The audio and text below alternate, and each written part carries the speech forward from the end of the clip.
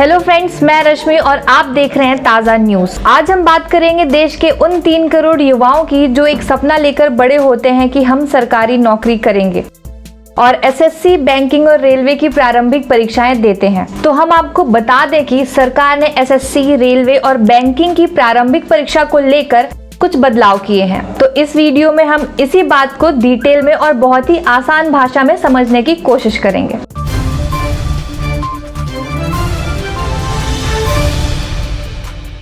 अब सरकार ने एसएससी, रेलवे, बैंकिंग इन तीनों विभागों की अलग अलग प्रारंभिक परीक्षा लेने के सिस्टम को खत्म कर दिया है और अब इन परीक्षाओं की जगह पर एक कॉमन टेस्ट लिया जाएगा जिसे सीईटी कहा जाएगा, जिसका मतलब है कॉमन एलिजिबिलिटी टेस्ट। हम सबके जीवन में रोजगार बहुत ही जरूरी होता है।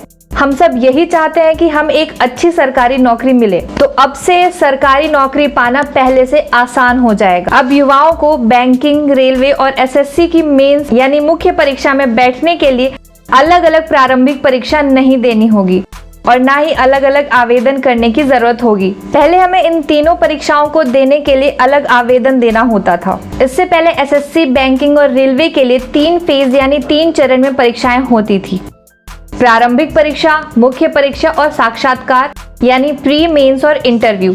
लेकिन अब नई व्यवस्था के तहत इन तीनों विभागों के लिए अलग अलग प्रारंभिक परीक्षा नहीं देनी होगी। पहले इन तीनों के लिए अलग परीक्षा, अलग आवेदन, अलग परीक्षा केंद्र होते थे, लेकिन अब एक ही परीक्षा, एक ही आवेदन और एक ही परीक्षा केंद्र होंगे।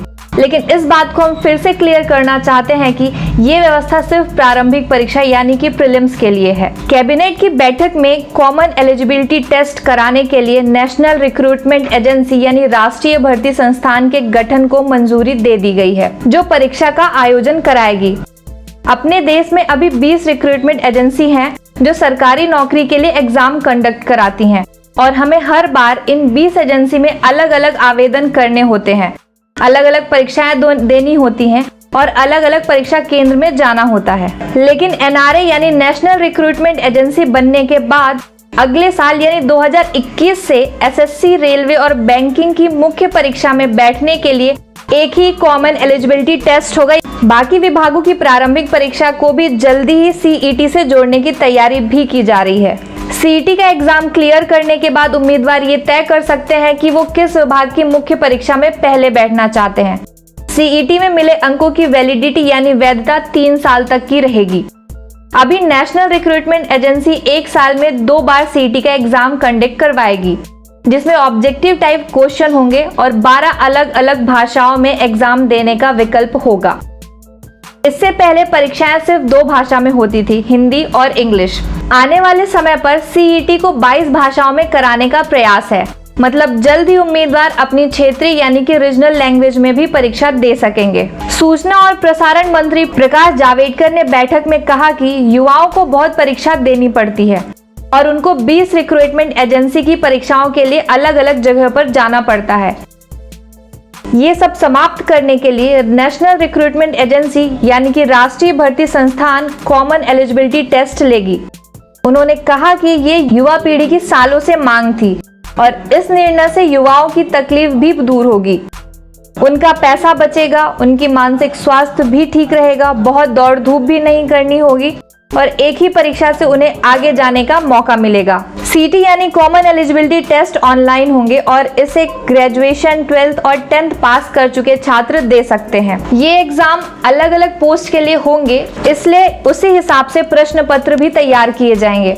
सीईटी के माध्यम से फिलहाल आप सिर्फ 3 विभागों के लिए आवेदन कर सकते हैं: स्टाफ सिलेक्शन कमीशन यानी एसएससी, रेलवे और बैंकिंग। इस बात का ध्यान रखिए कि ये सिर्फ प्रारंभिक परीक्षा के लिए होगा, मुख्य परीक्षा और इंटरव्यू अलग अलग देना होगा। अब आपको लग रहा होगा कि सीईटी के फायदे क्या हैं, तो चलिए इसके फायदे के बारे में भी बात कर लेते हैं। सीईटी से पहले हमें हर बार अलग फॉर्म भरना पड़ता था, अलग एग्जाम फीस देनी पड़ती थी और अलग एग्जाम सेंटर यानी परीक्षा केंद्र तक पहुंचना और काफी पैसे भी खर्च करने पड़ते थे। लेकिन अब सीईटी एग्जाम की वजह से पैसे और समय दोनों बचेंगे। सरकार को भी अलग अलग परीक्षाएं नहीं लेनी पड़ेगी। सीईटी की वजह से रिक्रूटमेंट की प्रोसेस टाइमिंग में भी कमी आएगी। रिजल्ट के लिए लंबा इंतजार नहीं करना पड़ेगा। साथ ही ये परीक्षा कई भाषाओं में होगी, जिससे देश के हर हिस्से के छात्र इसमें हिस्सा ले पाएंगे। सीईटी में मिले मार्क्स अगले 3 साल तक के लिए वैलिड रहेंगे। एनआरएस सीईटी एग्जाम साल में 2 बार कंडक्ट करवाएगा और आप मैक्सिमम एज लिमिट तक जितनी बार चाहें उतनी बार एग्जाम दे सकते हैं। अगर आप ये वीडियो फेसबुक पे देख रहे हैं तो हमारे पेज को लाइक करिए, और अगर यूट्यूब पे देख रहे हैं तो हमारे चैनल को लाइक, शेयर और सब्सक्राइब करिए।